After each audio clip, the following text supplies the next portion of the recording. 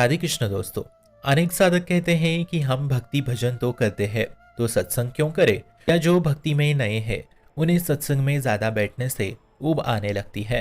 तो ऐसे में अगर आपको सत्संग करने के अद्भुत परिणाम का ज्ञान हो गया तो आप कभी भी सत्संग को अधूरा छोड़ के नहीं जाओगे।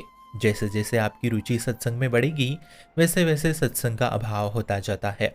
सत्संग ना कोई व्यापार है, ना कोई मनोरंजन है कि हजार लोगों को इकट्ठा करे और मनोरंजन करे। सत्संग का मतलब सत्संग सुनने के बाद हमारा चित्त संसार के वैराग्य को प्राप्त होना, मन संसार से हट जाए और श्री जी की ओर बढ़ जाए। जब मन का संसार से उदास होना हुआ तो यही सत्संग है, और जिनका मन इस संसार से उदास हुआ होता है उन्हीं को श्री जी पसंद करती है। तो हमारा जो मन है वो बाहरी चीजों से असंतोष, खिन्न, उदास, परेशान होने लगता है और फिर वो श्री जी के चरणों में जाके ही परम शांति को प्राप्त करता है। यही सत्संग का प्रभाव है। सत्संग का प्रभाव है संसार के राग से उठ जाना और मोह का नष्ट हो जाना।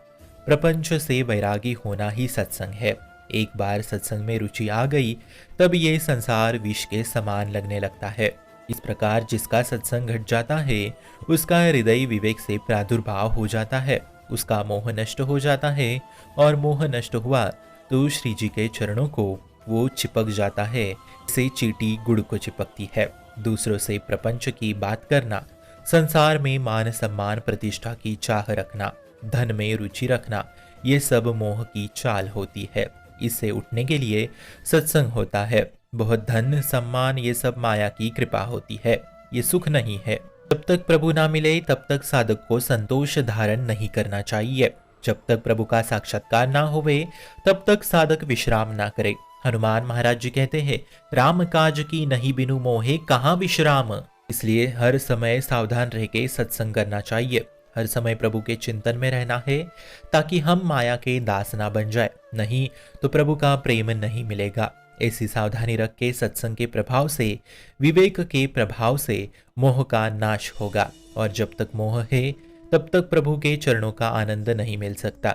इसलिए मोह का नाश विवेक से होगा और विवेक का प्रादुर्भाव सिर्फ सत्संग से होगा। तो प्रभु के चरणों का आस्वाद लेने के लिए सत्संग में रुचि बढ़ाइए, सत्संग पूर्ण सुनिए, सत्संग में समय निकाले और सत्संग के समय न सोए और सत्संग में ही मन लगाए।